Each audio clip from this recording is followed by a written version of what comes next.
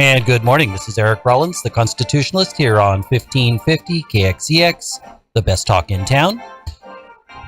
I'm really looking forward to today. I've wanted to do this show since the inception, since my first show.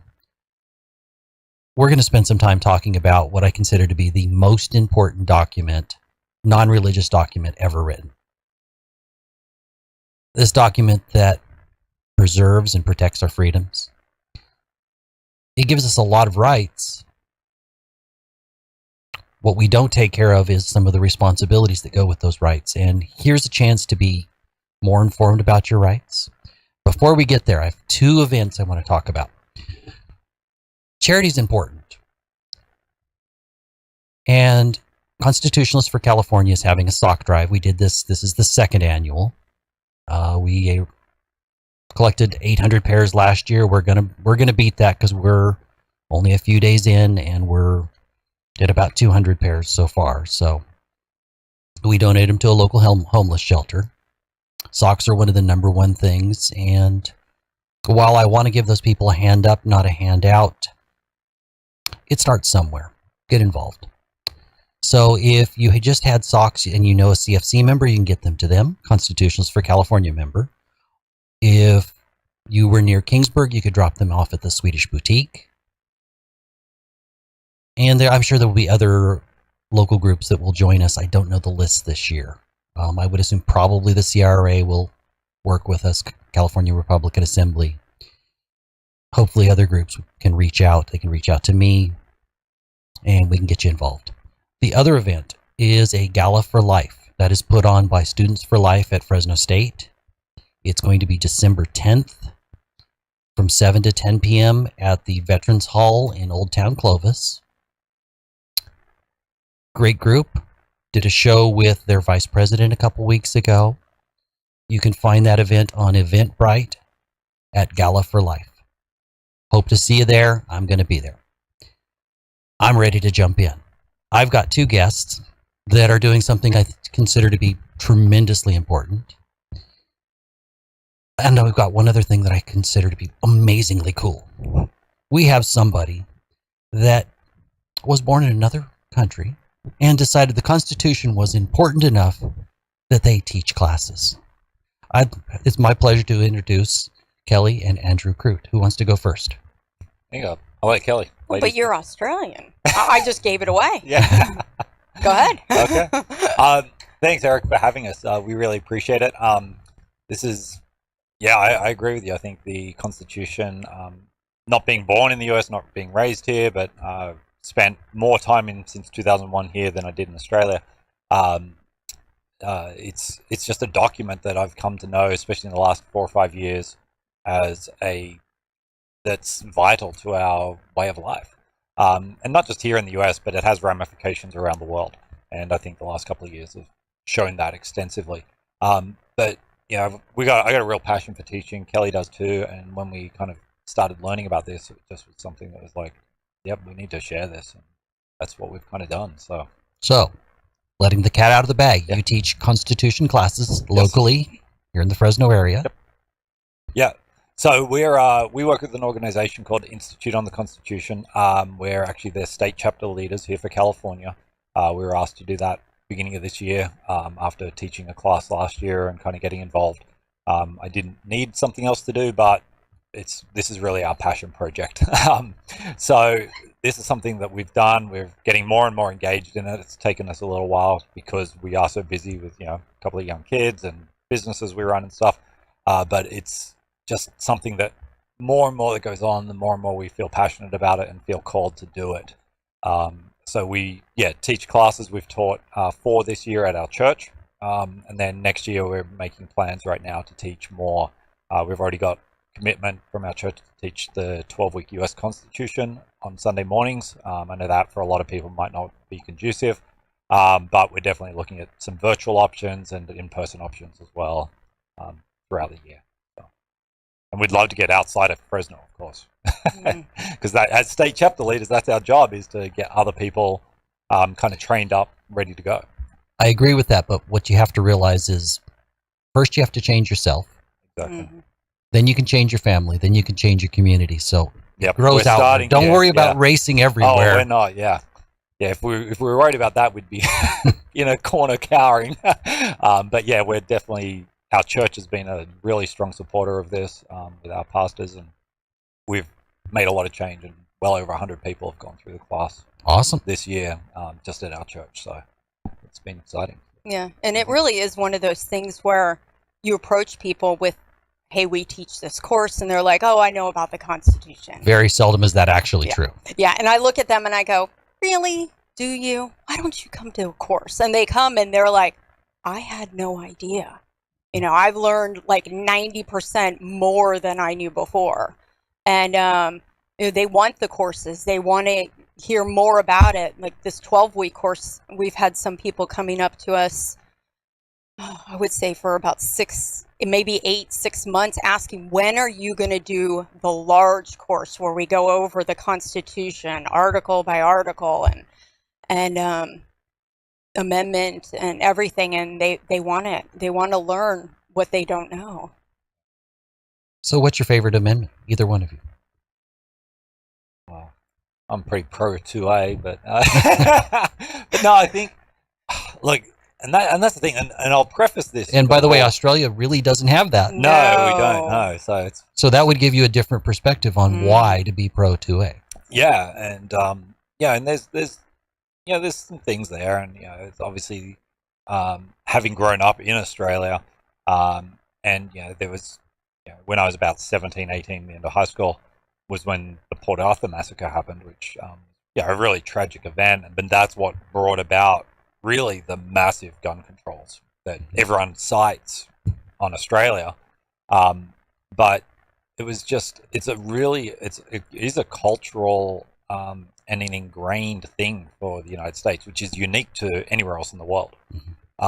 Usually it's just the elites in the government that has the guns. Yep, or farmers are allowed, bolt action and no semi-automatic and stuff. That's what Australia is. But I think all the amendments play such a pivotal role up to the 10th. After that, most of them give the government more power instead of restraining the government. But I think you have to understand it all in its entirety, and it all works so well together. And I know we were talking before the show, and I made mention of something about what the Constitution says about the military, for example, and you're like, I had no idea about that. Right, So, and I'm pretty... You're pretty switched on. Yeah. But I want to preface this whole thing is Kelly and I are certainly not experts. Like, So you're not David Barton yet. No, I'm no No. David Barton. I'm no a lot of people. But I'm just passionate about teaching this and using the materials that we have provided from the Institute, which is they've got some really talented people and knowledgeable people in the Constitution, and they've put this stuff together. And we're learning stuff all the time through the courses as well. So we're not constitutional experts. We're not constitutional lawyers. Well, compared to but- the average person, you are. Well, compared, that's And it true. all starts somewhere. It does. And 4 years ago, we wouldn't have known 3/4 of what we know. But it's all that learning and wanting to learn and being open to learn and hear the facts and the truth, as opposed to what media, what the schooling and education system has twisted and distorted, especially in the last 100 years, especially. And it really wasn't until 2020, I kind of mentioned to you before, I mean, it wasn't until we started hearing some of this stuff on TV, like executive orders, and I'm trying to think of what The rule of law and some of that stuff, that Andrew and I, well, more so I was kind of like, what is this Constitution? What is this? I heard about it a little bit in school, and we touched base on it a little bit. And of course, the understanding in school was always that the Constitution was very fluid, and it changes with time, and it was a living It might. document. It's purposely difficult to change, though. Yeah. But I was taught it was a living document, and that's what my understanding was. And I started to get these kind of ads on Facebook, and it was, hey, why don't you take a Constitution course? I was like, sure, why not? I'll do that. Had no idea what I was getting involved in.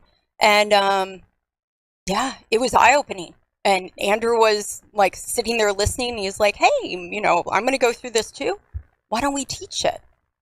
Cool. And I thought he was crazy, but here we are. And, it's giving people the knowledge they don't have. I mean, Yeah. I love educating people. I mean, we homeschool our 2 girls, and it's just when you have those moments where people are just like, oh, wow, this is really cool. I didn't know this. It's nice to see that light kind of come into people.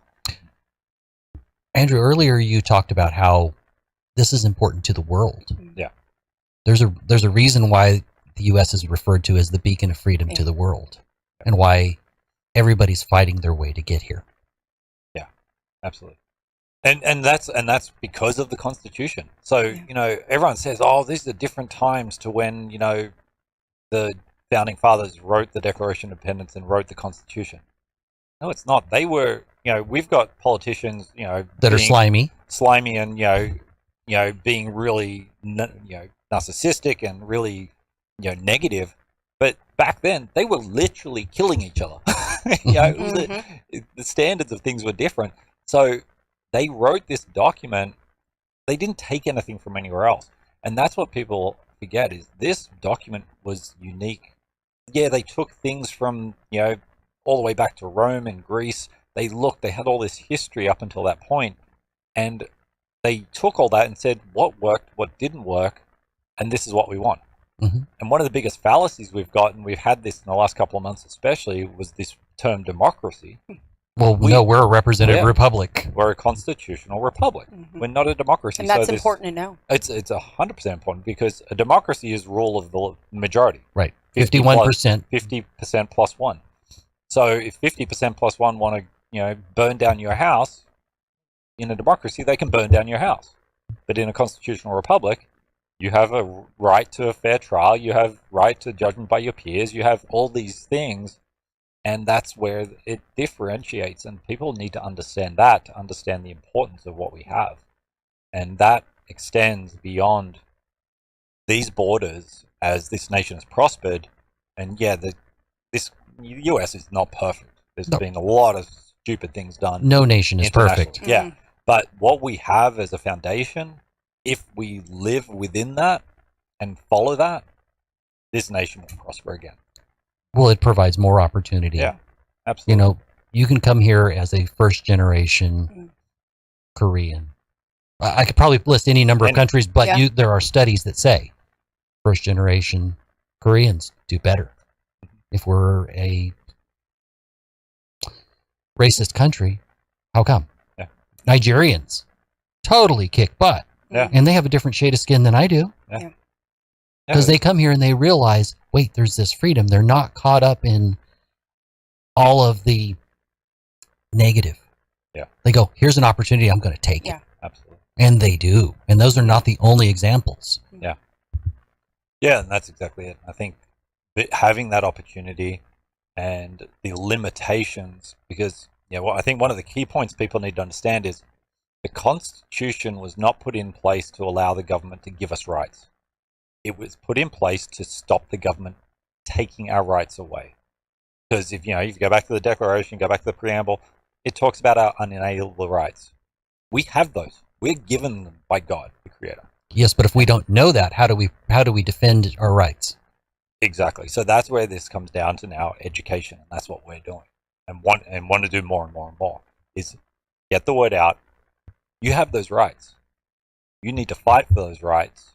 I'm not talking literally pick up something and fight, but you need to stand up for your rights. And whether it's peacefully protesting, which is a protected right, speaking out, which is a protected right, freedom of press, freedom of grievances, all those things. Assembly, yep. If you stand up for those rights, and the more people that stand up for them and are educated about them, remember the ruling elite of the nation is a tiny, tiny amount. Mm-hmm. So it only needs a little bit more people to take up this challenge and become educated and kind of push back and say enough is enough. Well, there is kind of a deep state. The bureaucracy makes a lot of our decisions about our daily lives. Mm-hmm. And that is not within the Constitution. Nope. Yet we still put up with it. Yeah. Kelly, what's your favorite amendment? It's a hard one. I know everybody always says First Amendment, but, I'm kind of with Andrew on the Second Amendment because, we have a group of people that we've come to know that are very active in, the CCW community. And, it's an important right. Like, I think we've had this conversation. It's kind of protecting our First Amendment in a lot of ways. And, it's a smaller community, but when you get to know the community, it's amazing how patriotic they are, how just like they get the Constitution, they want to learn more. They're just it's a heartfelt community, and I really like that about that Second Amendment. I had no idea. I was totally like anti-gun like forever. And I didn't understand why anybody needed them. And, that was just unfortunately, kind of my ignorance because I just didn't know. I wasn't educated in that area and I wasn't involved in that kind of stuff. So if I had to pick one, that would be. There's not a wrong answer. Now, by the way, if you'd said Third Amendment and quartering of soldiers, I'd go, okay. Yeah, that one's but all the rest of them up to 10 are pretty important. Quartering of soldiers, I understand why in its historical context is important. But probably, I'm hoping we never get to where that's ever an important one again. Yeah. We'll see. Yeah. But that could come under any government agency as well these days. The FBI is being weaponized, the Department of Justice in general. You got multiple three-letter agencies that could be done that. And one of my favorite parts of the Constitution, which I think is one of the most misunderstood, is Article 1, Section 8. And it's the enumerated limitations on the federal government. And there's only 17 of them. There's 18 points, but the 18th is literally, these are the only things that, these first 17, that's it. That's all the government can do. So 17 items, and education, healthcare, Social Security, law enforcement in general, internally within the country, are not mentioned in those 17 items. So it's not thought of as a federal thing. So it's thought of as a local thing. So it's all state-based.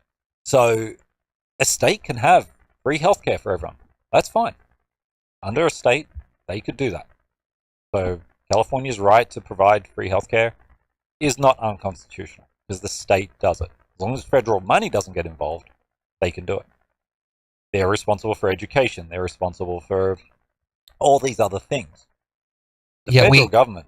Yeah, we have a Department of Education. It's unconstitutional. We have a Health and Human Services. Unconstitutional. The Department of Justice could probably be argued it's unconstitutional. Because, there's probably murky areas there. There's probably needs to be because you've got the Supreme Court, so the federal government does need to have some ability to represent itself in cases and stuff like that.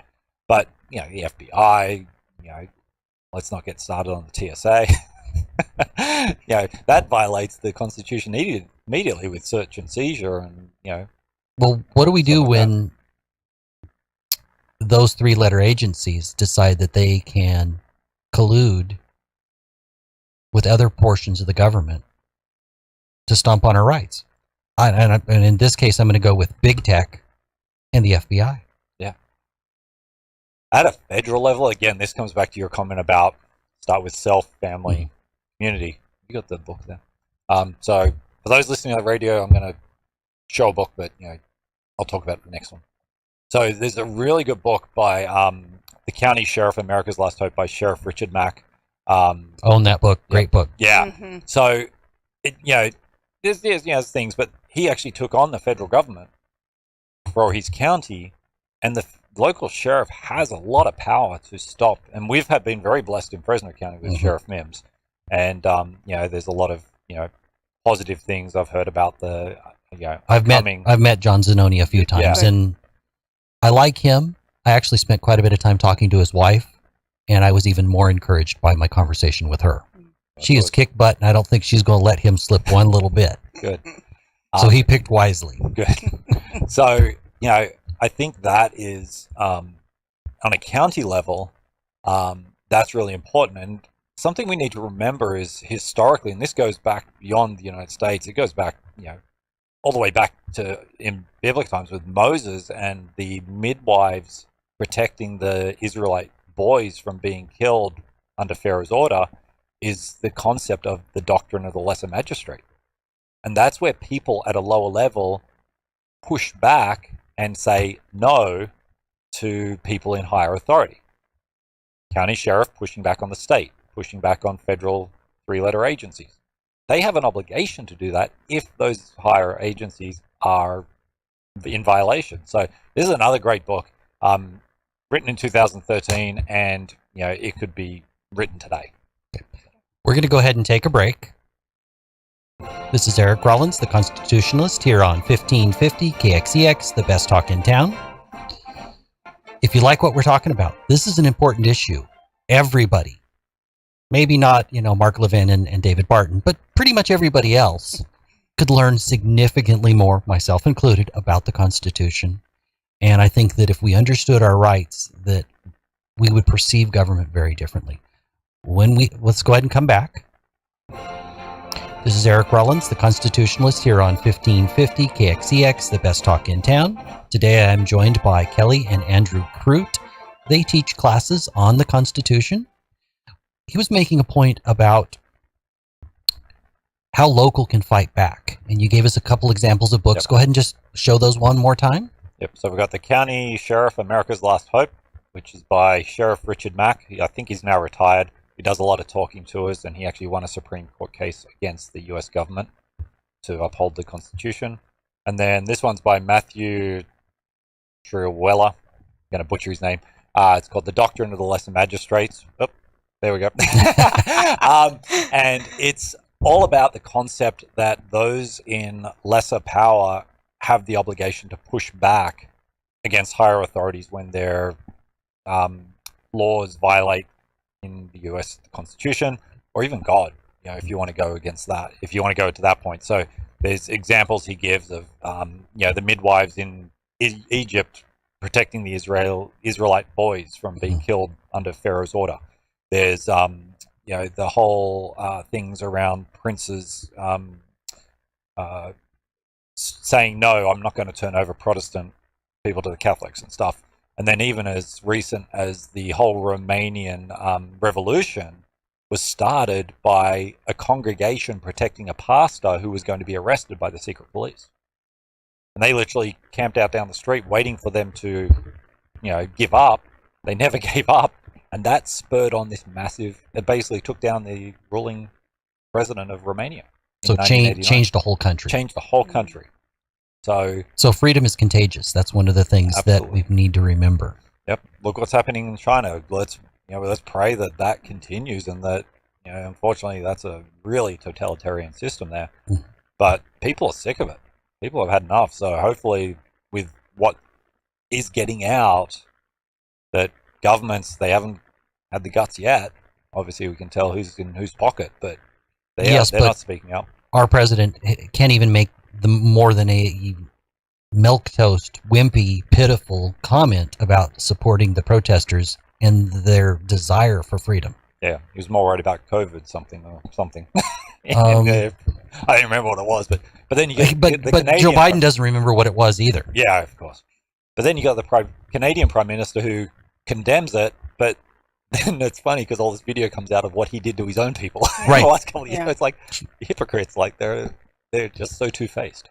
Yes, but if you look around the world, populist, center-right movements are strengthening everywhere. I don't know what happened in this last election here in the U.S. I don't quite have my head wrapped around what happened. I think it's a multiple choice answer, and dependent on the candidate, the state, the place, the type of voting system they had. Yeah. But for the first time in a long time, more Republicans voted than Democrats by somewhere around 4.5 million. I don't know what the final numbers are because California has a voting season. 30 days to vote, 30 days to count. Pretty leftist countries like France can if they have major problems in 2 days, they know exactly what happened and all the votes are done. But we're too incompetent here with Governor Gavin Newsom's leadership. I don't want to make this too political. But it's interesting because we are seeing those movements. I mean, when COVID was really at the spotlight, we started seeing them with parents in the school boards.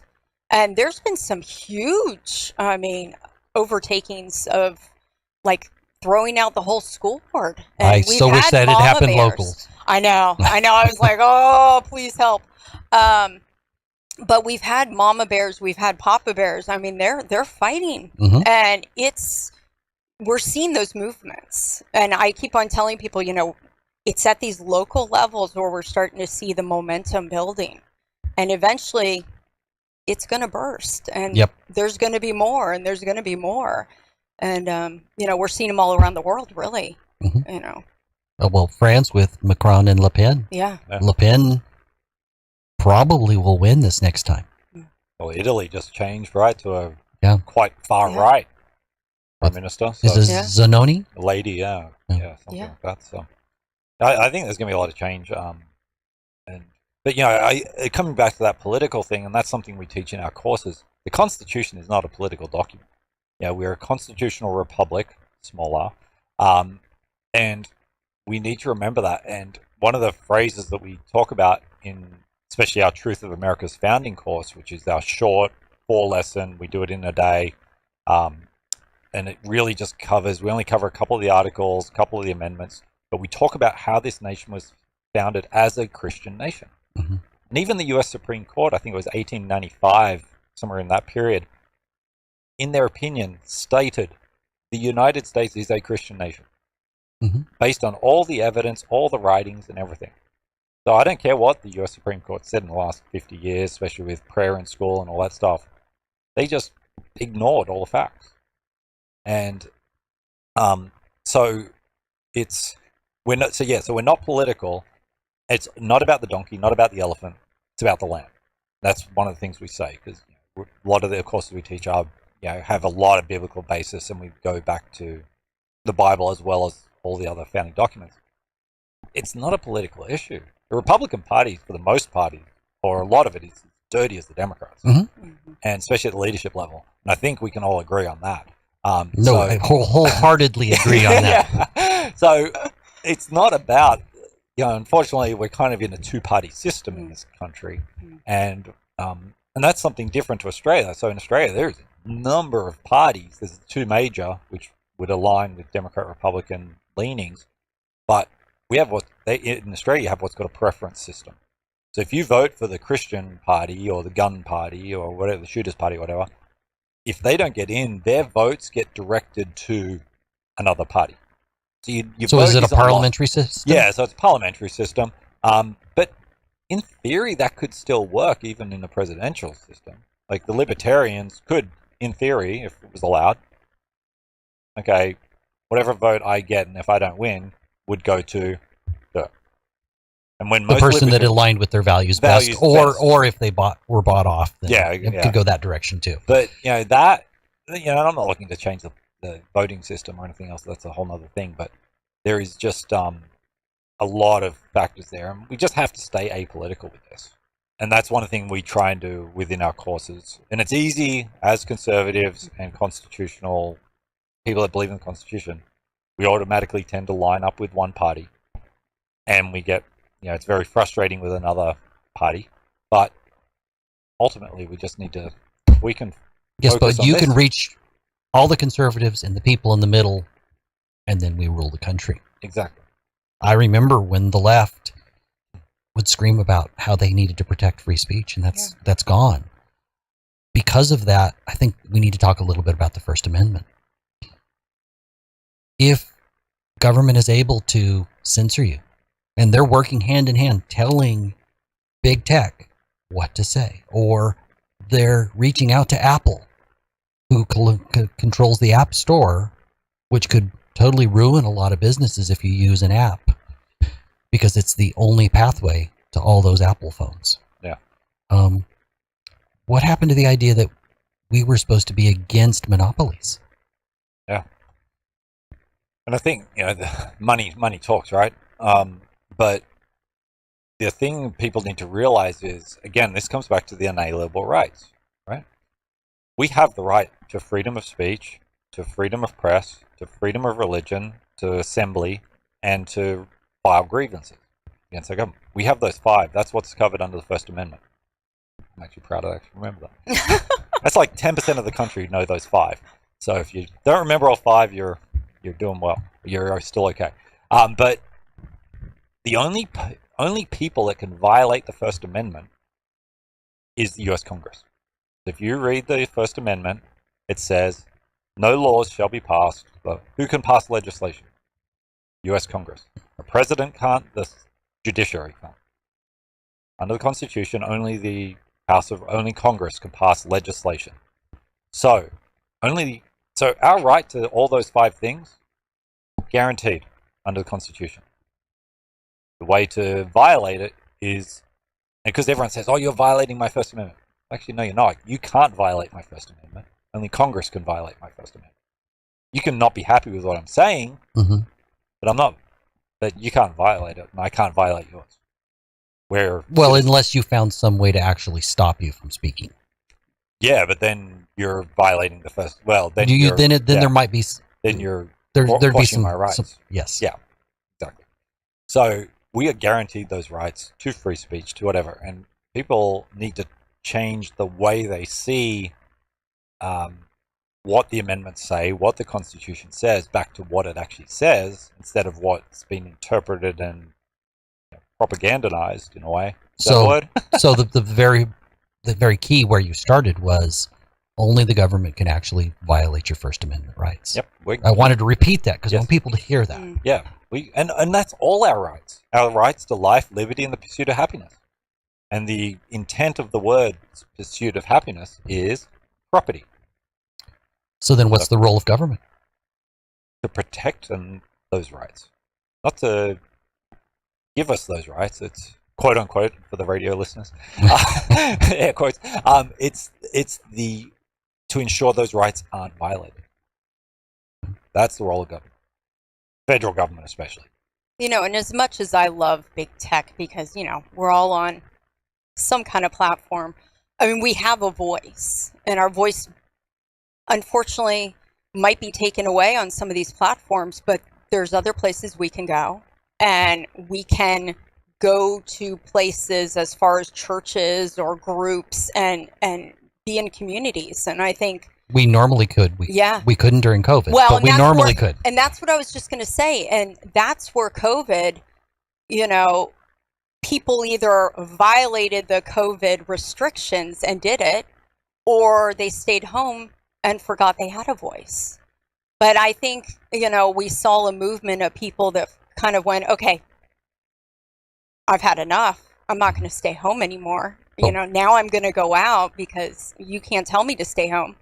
14 days turned into... I didn't have a problem with 14 days. I had a problem with the fact that there was no sense of anything, but they were going to clamp down harder. It was like the politicians, some on the right, a whole bunch on the left, started rubbing their hands going, ooh, we got them now. We got some power. And people just took it. And they wanted to take us out of our communities. They wanted us to not have a voice. Well, that's why you could go to a strip club, because you don't actually talk to anybody, but you couldn't go to church. Yeah.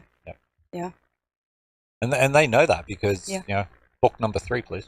Which one? So this is a David Barton book, Pastors. The one. Oh, sorry. So, and this goes back to some of the leading instigators of the U.S. the U.S. Revolution were the pastors. Mm-hmm. Yeah. And because they used to preach on these topics. And, David Barton, who's the head of Wall Builders, has a great book, really easy, light reads, like 38 pages or something, called The Role of Pastors and Christians in Civil Government.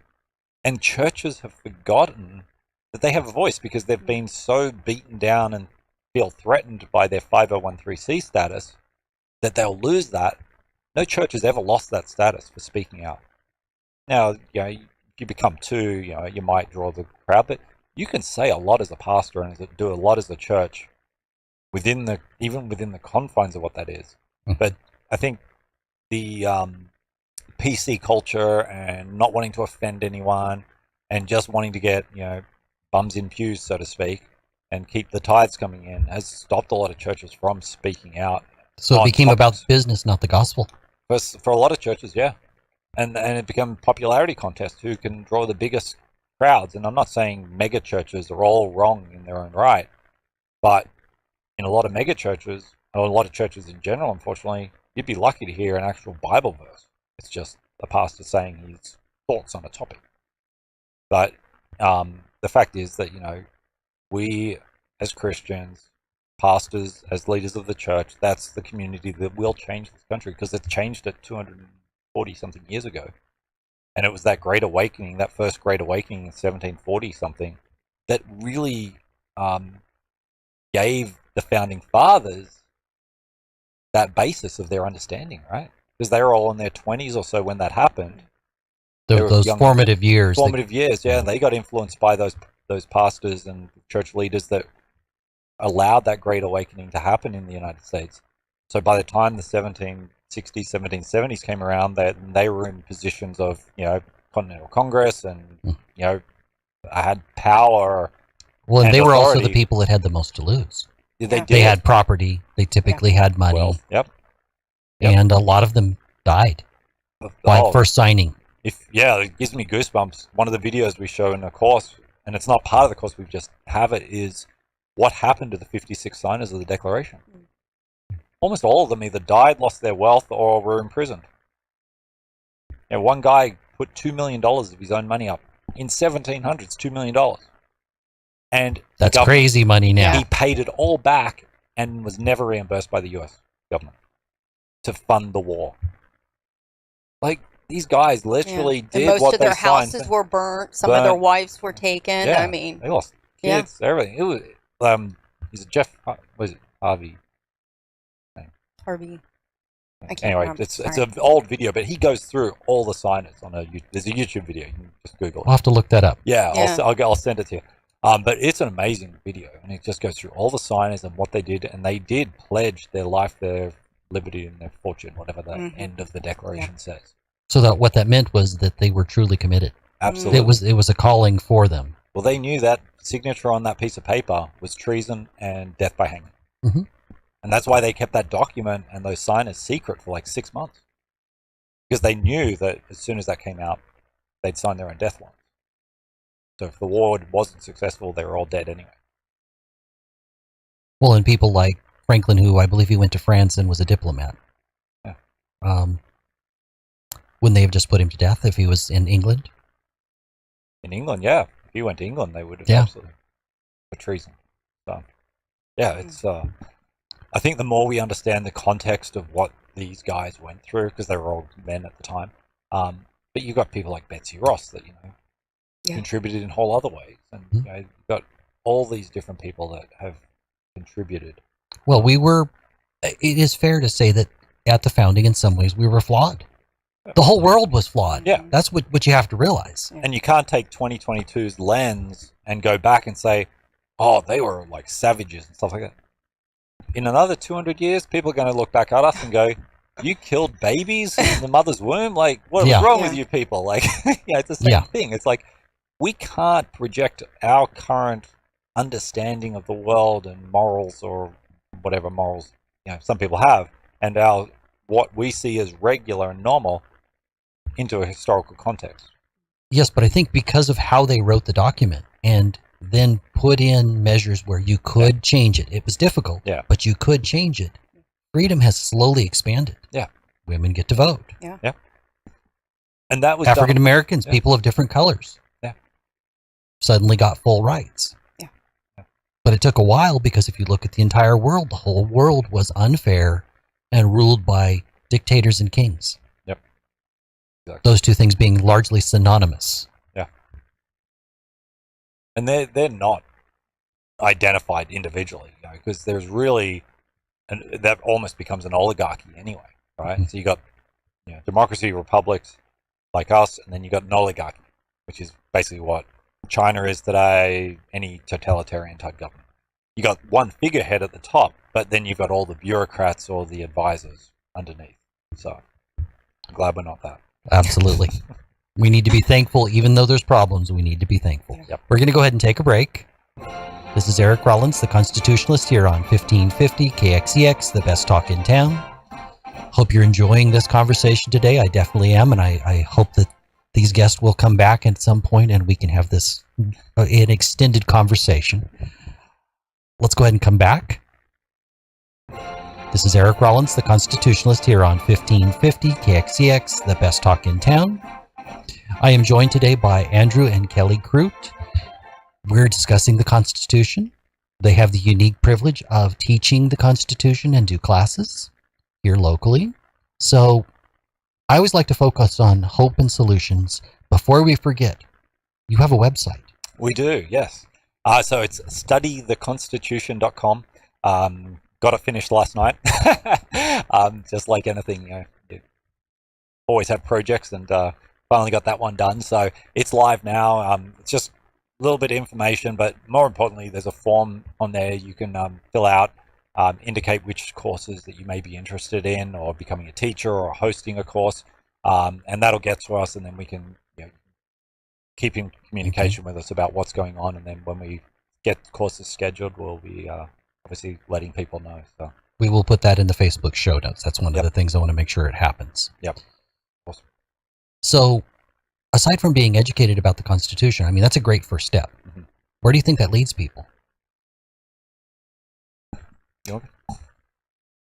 My thoughts were always, if we can teach people the Constitution, then we can almost show them how to vote properly, and what they really need to be looking for when they're looking at candidates, when they're looking at propositions, because we know California has a lot of propositions. They like to try to change how things are going, and read things properly and actually study. So see the implications. Yeah, and they need to, literally, I mean, when we're voting, Andrew and I mean, we're taking this stuff and we're dissecting it, and we're kind of doing research on who these people are and what these propositions, or I'm trying to think of what else they try to measures are, and actually know what you're voting for, because voting, is important.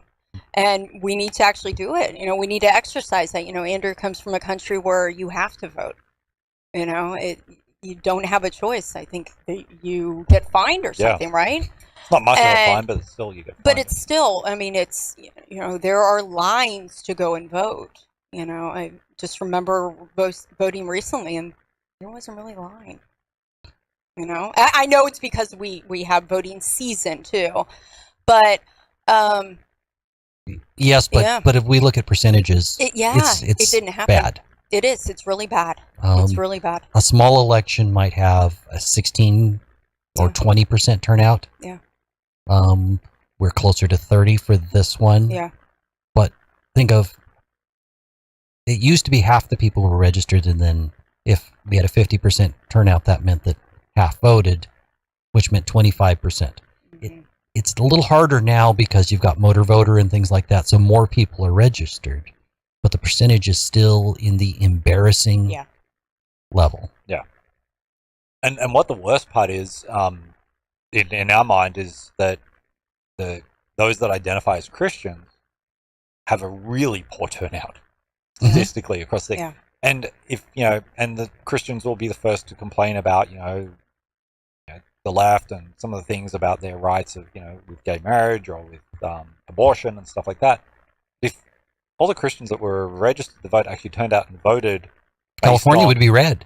California would be red, but the whole country pretty much. But there's like 20 million Christians that didn't vote in 2020 or 2016 or whatever it was. It's a huge proportion of people that, in theory, should be voting conservatively. Or at least moderately. Yeah. But this day and age, if you're a Christian and you vote for anyone that supports abortion, well, then you've got to have a look at your Bible, I think. That's my thoughts. So that automatically disqualifies an entire party of voting for. Yeah. And even libertarians, because they're, while they've got very good conservative physical things, they're social stuff. Fiscal conservatives, but they're socially, they're very a little liberal. nuts. Yeah. So it's better, but it's it's still a lot to be desired there. But again, this isn't come debates about the parties, but just generally, you're going to be steering towards a certain type of candidate. So I think that what we can do is you need to get educated. Period. Whether it's take one of our courses, come contact us, get a book, read that, go and. If you're out of the area, there are other places to find things. I love Hillsdale College, but they only have one real course on the Constitution and then a few little other things. Yeah. But it's a great place to start. Yeah.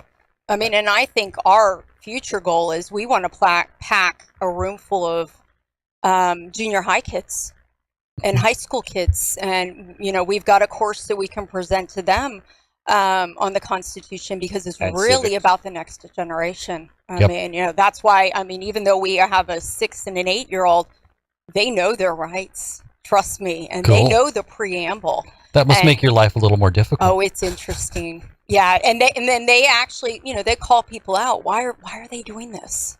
Cool. Well, they're not supposed to be, but it makes for interesting conversations. Really interesting.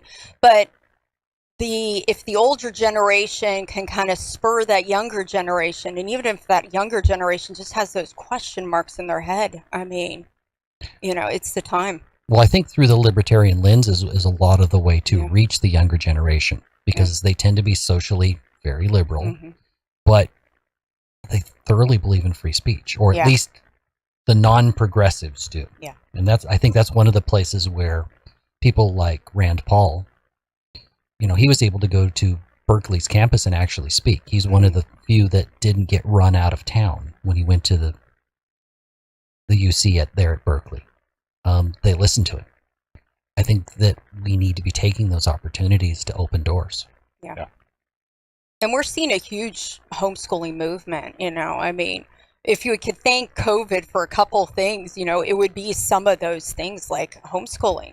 I'm meeting more and more because we homeschool our kids, meeting more and more parents that are like, oh yeah, I started during COVID and I haven't stopped.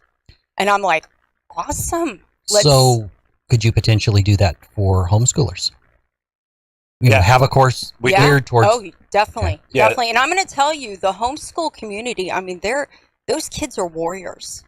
I mean, we have a lot of hope in America with these children that are just, they've seen the things going on. They've seen their parents going through it, and they just have that ingrained, this isn't right.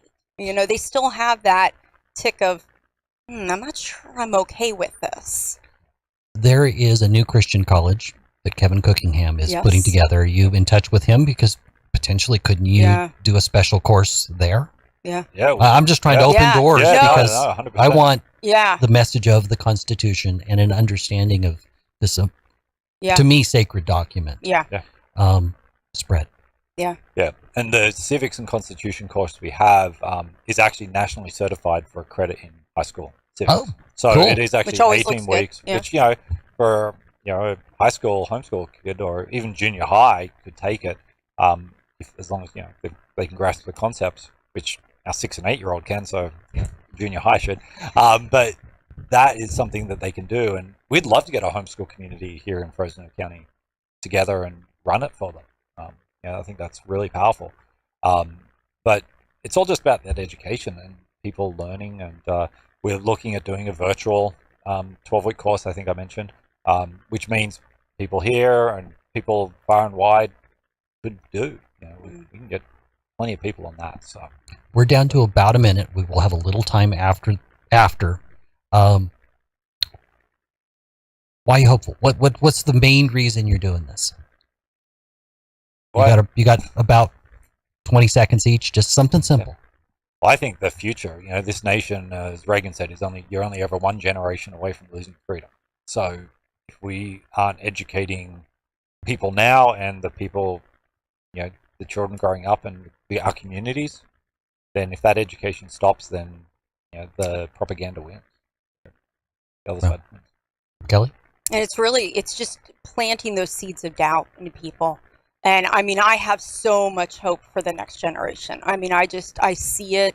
I'm involved with a lot of homeschool moms and stuff and dads, and they've had enough, and they're teaching their kids differently. And I think that we've got some movement starting. We might just not see them at this moment because there's so much negative, but it's there. So the points of light are there. I keep on telling people the light is there. Cool. We've got it. Well, we're going to go ahead and call this to an end. This is Eric Rollins, the Constitutionalist, here on 1550 KXEX, the best talk in town. Website again, and any final thoughts from either one of you? So the website is studytheconstitution.com altogether. And yeah, that'll get you on the page. There's an About Us, contact us. There's some forms you can fill out to just learn more about the courses and kind of register your expression of interest. And then as soon as we get things scheduled, we'll get in touch with you. Okay. You would also be welcome to come before my group and just talk to them about. Thank you. Yeah. Stop in some Thursday. Yeah, we'd love to. Yeah. And just one thing I could leave with is just, we're just normal people, Andrew and I. You know, we're not people that knew all this stuff before we started. We just had that little bit of, maybe we should look into this a little bit more. But the concepts are not hard once they're dissected. It's not this crazy document that nobody can read with all this lawyer talk. It's just knowing the education around it. And, you know, if you don't know, you don't know. And that's okay. Yeah. Learn it. Well, you would think it would be this giant document that you couldn't carry because of all of the importance it has. But my phone weighs significantly more by multiple times than the Constitution. And, you know, pocket Constitution, it fits in your back. You know, I mean, it's small. So. Well, I thank you for sharing this time with me. Thank you. I think that's a wrap.